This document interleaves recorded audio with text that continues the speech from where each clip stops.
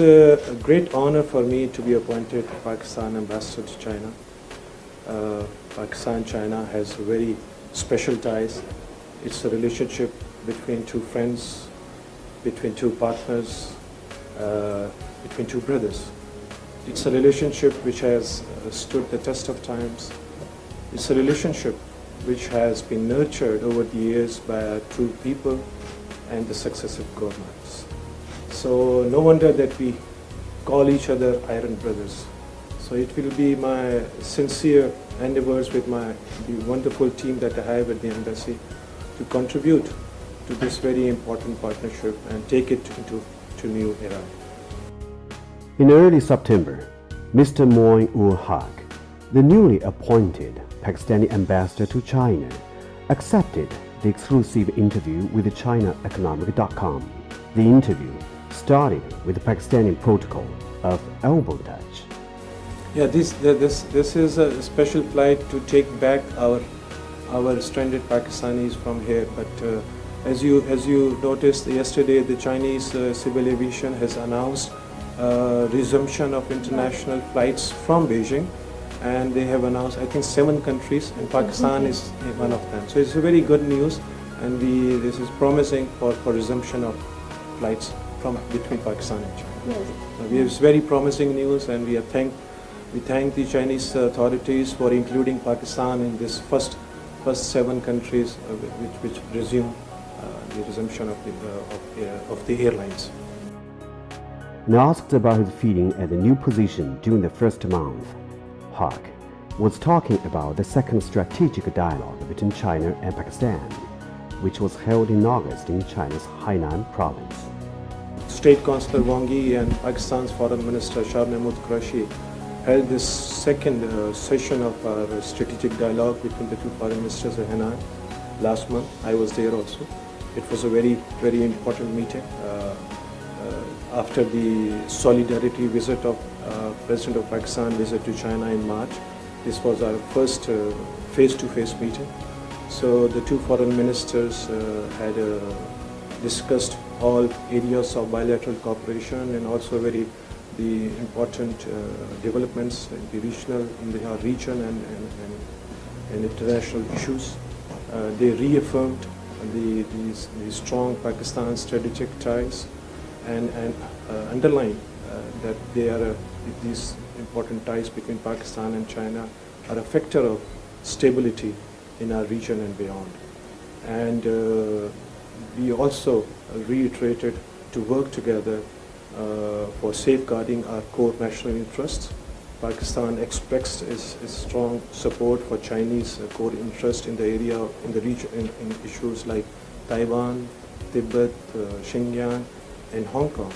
And China also expressed its support to Pakistan for the issue of Kashmir, and stating that they oppose any unilateral action and that they want this resolution of this long outstanding dispute as per UN Charter, as per UN Security Council resolutions and bilateral agreement.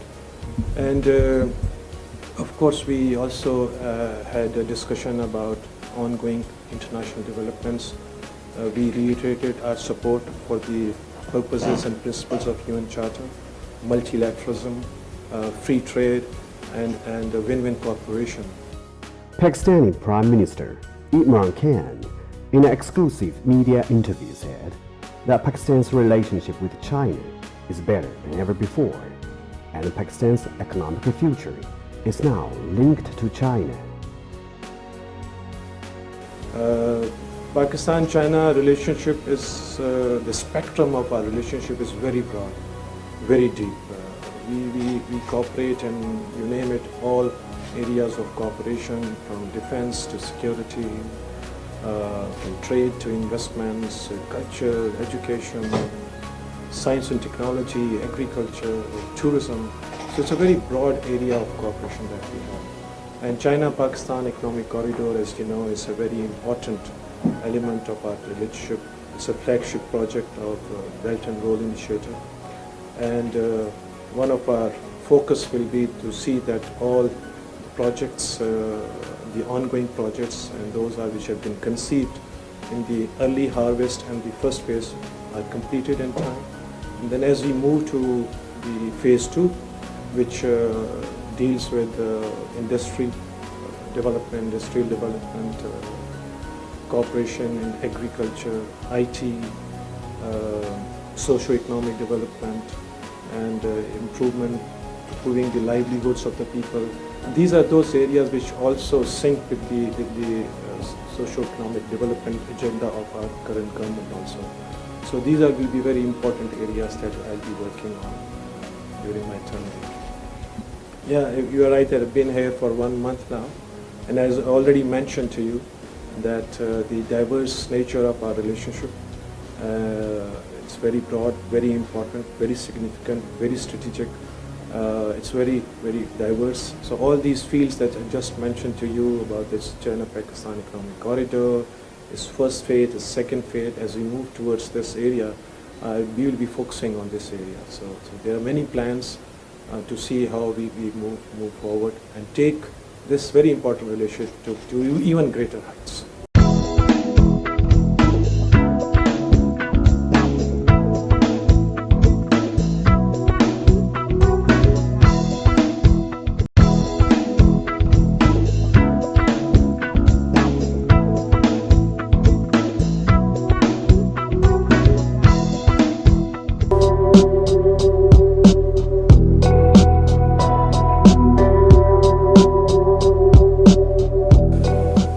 Since last year, August 5th, when India took this unilateral and illegal action in Jammu and Kashmir, there have been many UN, human rights and other international organizations have been issuing reports, press releases, censuring India for its abysmal human rights record in Kashmir. These 18 UN human rights experts, which work independently, had recently last month issued a joint press release saying that the human rights situation in Jammu and Kashmir remains a free fall, and they have called for urgent action, international action, to address this very alarming situation in India. So they are not the only one. This is not the first time that the international organizations have put India on notice. Last month, the reputable International Crisis Group also issued a very scathing criticism of this violations of human rights in Jammu and Kashmir. And all these growing international voices only reinforces that what Pakistan has been saying for long, that India has unleashed a reign of terror on the innocent people of Jammu and Kashmir.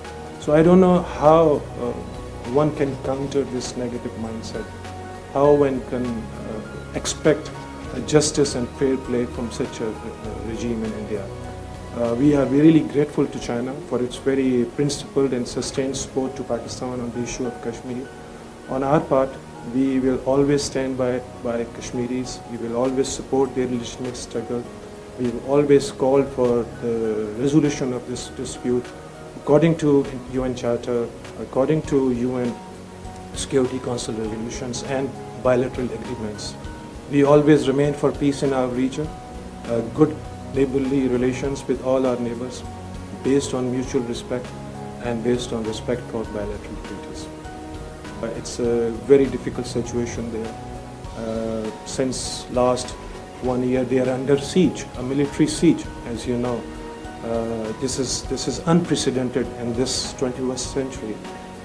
I hope the international community would heed to the voices of the people of Kashmir and come to their rescue and help and put pressure on India to lift this siege, to restore the fundamental rights of the people of Kashmir, and agree to have a dialogue with Pakistan so that we can find a lasting solution for this very important issue. During his quarantine in early August, Haque posted 2 tweets in succession about the development of China-Pakistan economic corridor, namely the constructions of Diamar Basha Dam and Main Line 1 project of Pakistan Railways. According to the official website of the Economic and Commercial Office of the Consulate General of China in Karachi, Pakistani Prime Minister Imran Khan attended the commencement ceremony of Diamar Basha Dam on July 15, 2020.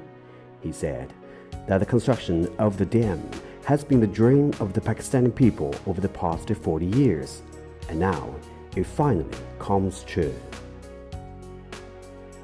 You know, the development of hydro projects is a part of Pakistan's government's vision for a sustainable growth and socio-economic development in the country.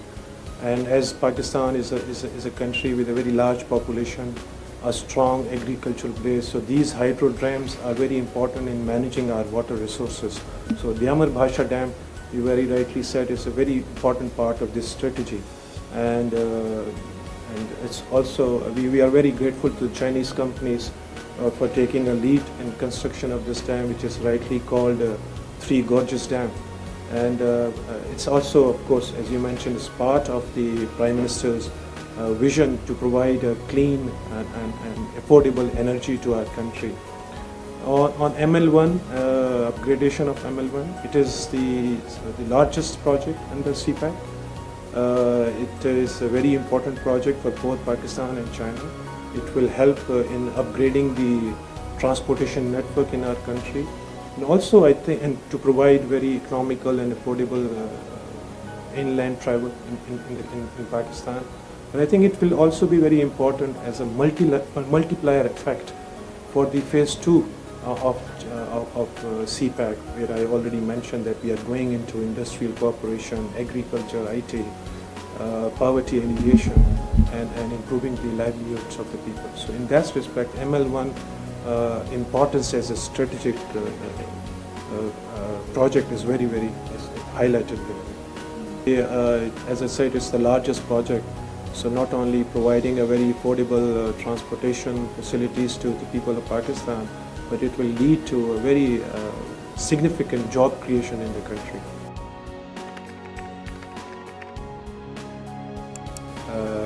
The solidarity and the cooperation during the COVID-19 pandemic also was discussed. We agreed that we should continue our cooperation in the area of vaccine development, and Pakistan's foreign minister, while thanking China for its very valuable support to us during the pandemic, he also appreciated the call made by President Xi that whenever a vaccine is developed, it would be considered a public good, and that it should be accessible to all countries, especially poor and developing countries. So it was an extremely important meeting in this respect. As President Xi said, that it should be considered a public good. There are many countries, like poor countries in Africa and Asia, they may not be able to access this vaccine, so it is up to those countries who would be able to develop this vaccine, including China. And China has made its commitment that it will be made accessible to all such countries, including Pakistan. Very happy, and thank you so much again. Thank you. Thank you. No problem. I hope you had, we didn't ask you for tea or something. Well, I'm sorry we're give you time for a drink. No problem. Thank you. It was non-stop. Thank you.